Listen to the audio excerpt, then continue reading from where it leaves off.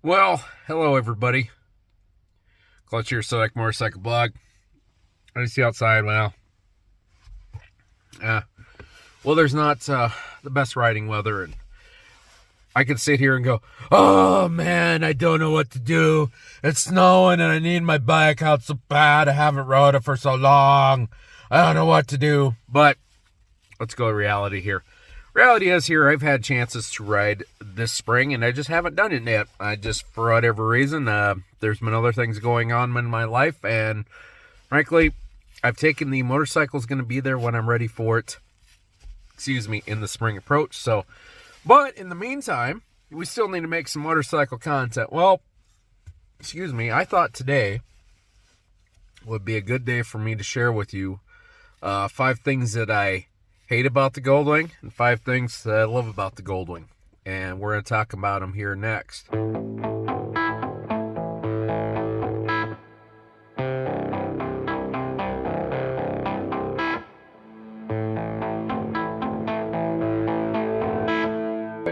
So, granted, I love Goldwings. I love the Goldwing I have. I've loved all the bikes I've had. But there are things that, and I don't care what your chosen brand is, I'm sure there's something you hate about your motorcycle, something about the way things are done, something about the way the company that made it does things, just something like that. I'm sure there's something you hate about it.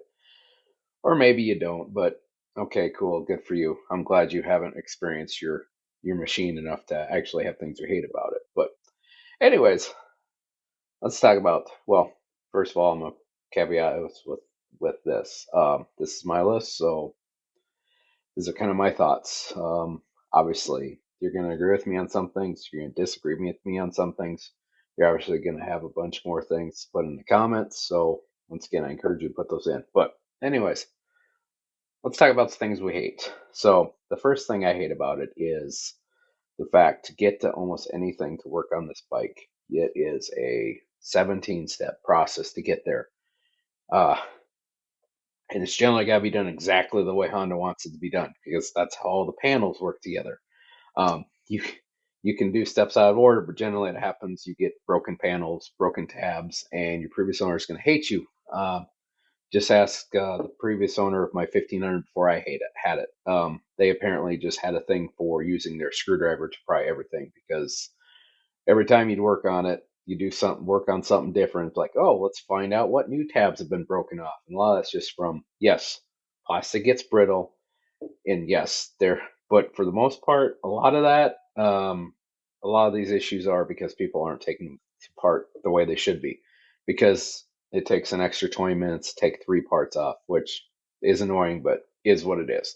You can try to find shortcuts, but it seems like all I ever see is with these guys doing shortcuts is they waste just as much time as if they would have just taken it off the way it should have been. But I absolutely do hate that it's a, oh, I gotta tighten a radiator hose on top of the engine. Well, now I gotta pull the seat off, and I gotta pull the top shelter off, and I gotta pull the dang lower fairing off, and I gotta pull the fuel tank off, and I probably gotta pull the radio off, and I gotta pull the ECU off, and see what I mean? Which prime example, a good famous one of the Goldwing is the air filter. Now, I look at it, I think it's actually probably the best place for it, but that's from an engineer's. I'm not actually an engineer, but I can see what the engineer was thinking, putting it in the middle of the bike where air is even more efficient, whatever. But for the operator, once again, it's you're taking parts and parts and parts and parts and parts off, and it just takes time, and it is a pain in the ass. I I had times, especially with the air filter, look back fondly on my V Star. All I had to do was 3 little tiny screws, and out, in, we're done. But not on a Goldwing. And that's how most of the stuff is on a Goldwing. So once again, I do hate that about it. Um, this is especially when I had it brand new. The second one is the size of it messes with you. It like it's almost kind of intimidating when you're.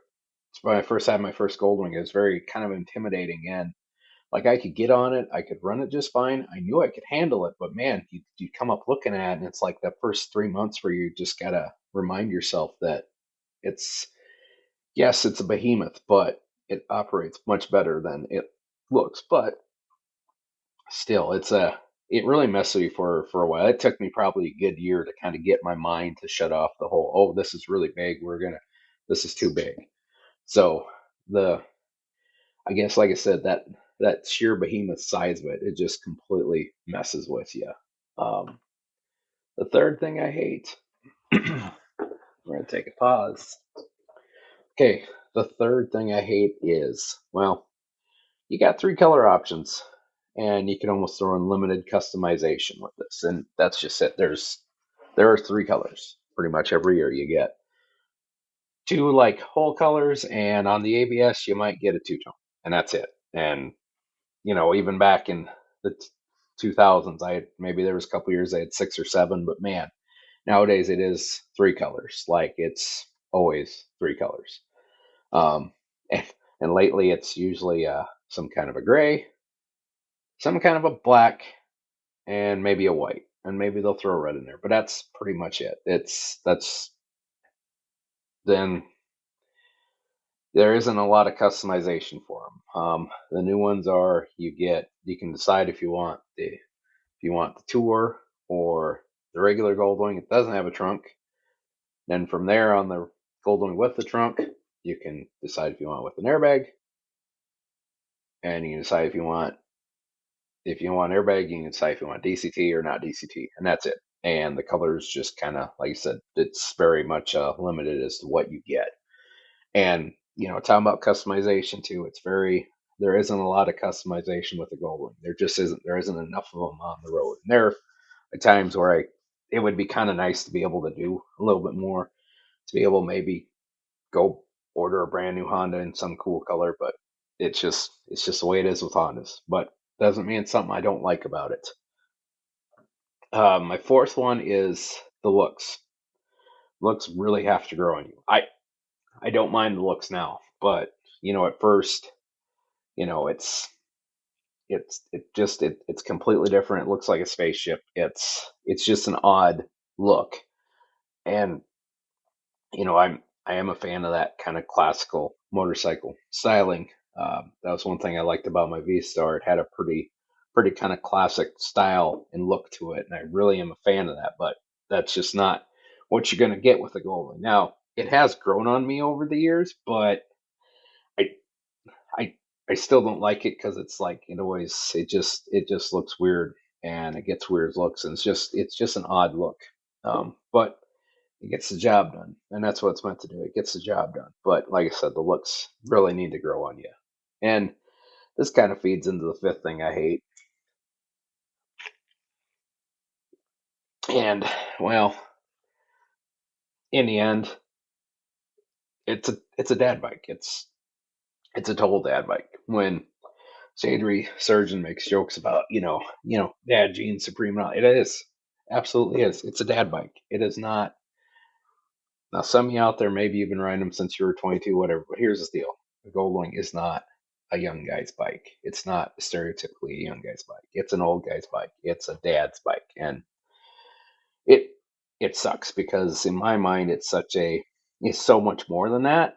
But here's the problem: when half the time you see a Goldwing down the road, and it's a dude that's got some New Balances on, and he's got like a teddy bear attached to the back or something weird like that. I mean, yeah, like, and that's the stereotype of the Goldwing is it's total dad bike.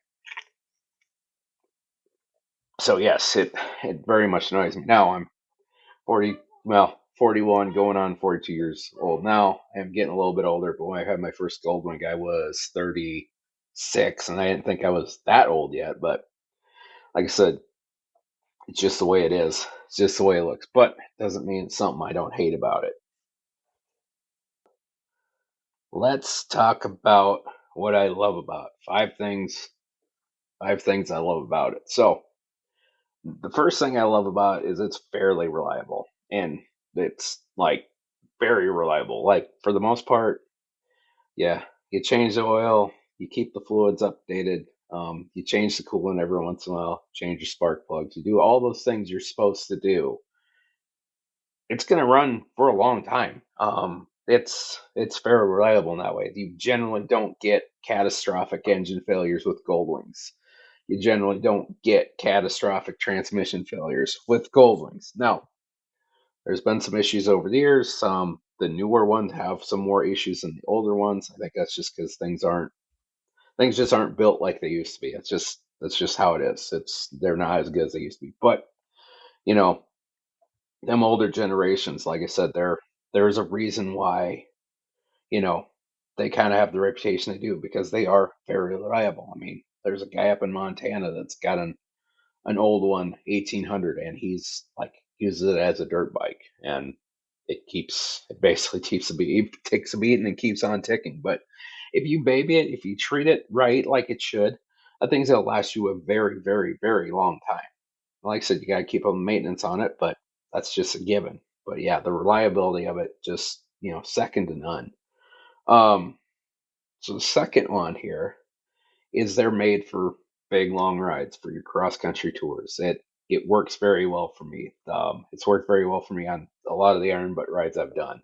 I like the fact that if I'm planning out a trip and it's going to be a 1,500-mile trip there. Well, really, in the end, I could do that in a day and a half, 2 days if I wanted to. Like I could actually excuse me. The limit isn't so much the bike; it's I'm kind of limit. My comfort is the limit, and even then,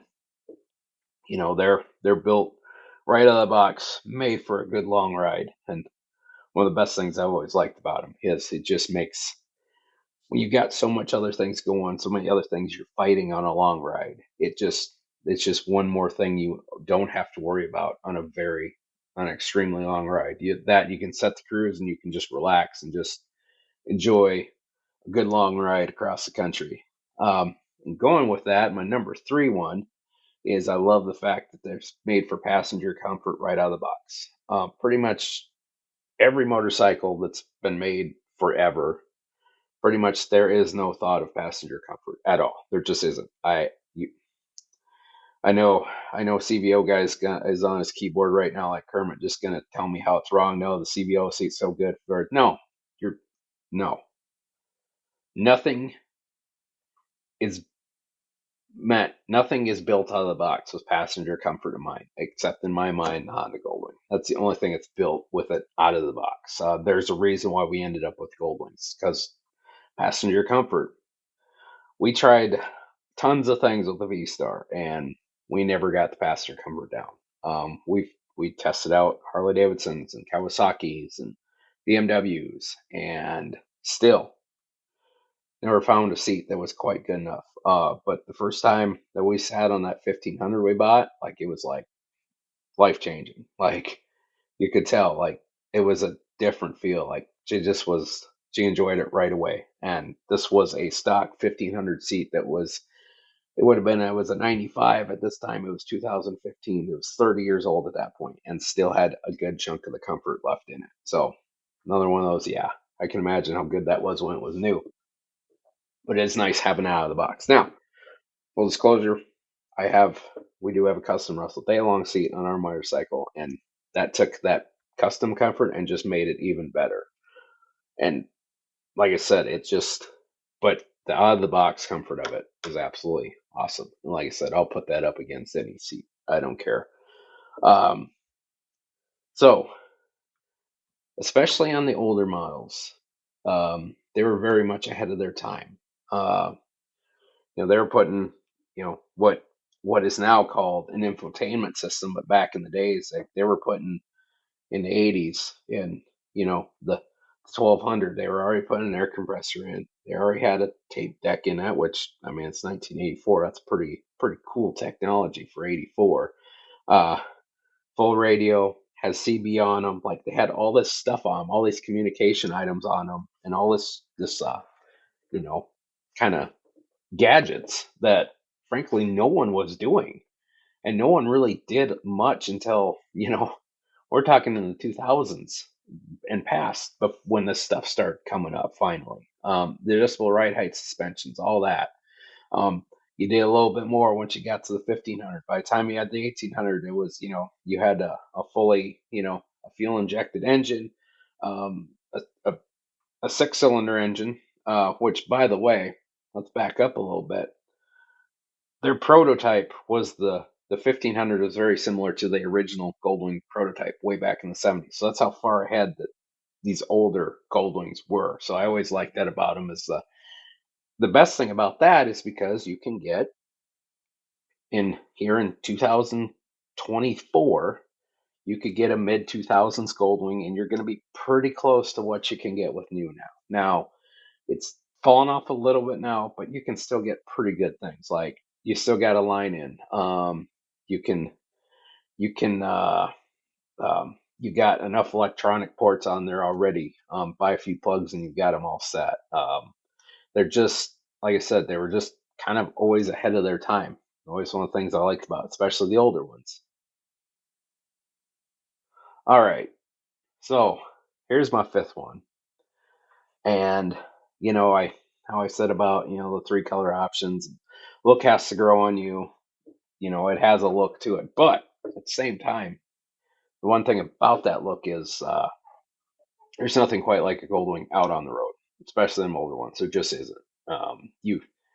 You're let's be honest, if you really want to have something different from everybody else, which supposedly every motorcyclist wants something different, but yet half of them will ride a black, Harley Davidson everywhere. But I'm not talking about that. If you truly, in my mind, want something that's truly different and truly unique, in my mind, you buy an old Goldwing.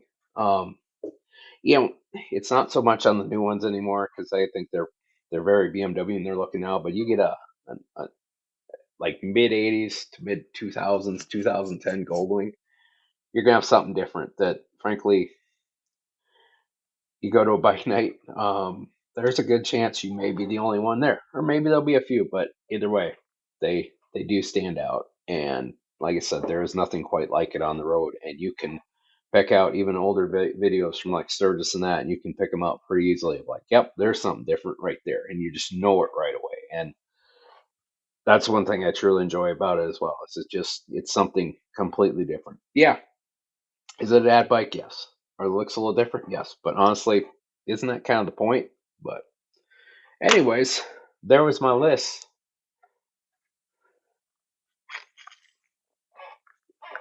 Like I said before, hopefully, like I said before, yeah, if you're a Goldwing owner and you got things to add that you love or things that you hate about it, go ahead. I don't care who you are. Just go ahead, throw them down in the comments because I know everybody's got little different opinions on things. But that's the video for today.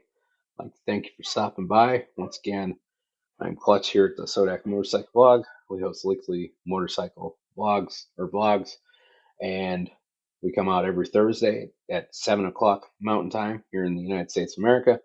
Although if you don't want to remember what time they come out, you hit the subscribe button. And when you hit the subscribe button, if you hit the bell notification icon, you will be alerted of future videos. So anyways, for the Sodak Motorcycle Blog, once again, I'm Clutch. We'll see you later.